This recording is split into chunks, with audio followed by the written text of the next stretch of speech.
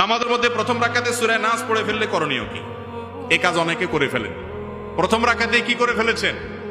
সূরা নাস পড়ে ফেলেছেন। এবার আর যাবে কোথায় বেচারা? পরে তো আর সূরা নাই, শেষ। তাহলে দ্বিতীয় রাকাতে কোনটা পড়বে বেচারা? বিপদে পড়লো কি পড়লো না? তো এই বিপদ থেকে উদ্ধার হওয়ার পথ হলো সূরা নাস পড়ে ফেলেছেন প্রথম রাকাতে, দ্বিতীয় রাকাতেও আবার সূরা নাস পড়ে নেবেন।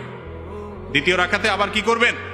সূরা ফাতিহার পরে সূরা নাস পড়ে নেবেন, নামাজ হয়ে যাবে। এর জন্য কোনো সিজদা সাহু দিতে হবে না।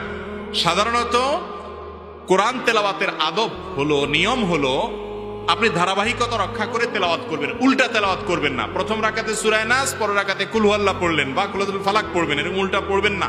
এটা হলো সুন্নতের খেলাফ। কিন্তু ভুলে হয়ে গেছে, আপনি খেয়াল করেন নাই, বেখেয়ালে হয়ে গেছে, তাতে গুনাহ হবে না, নামাজ হয়ে যাবে ইনশাআল্লাহ।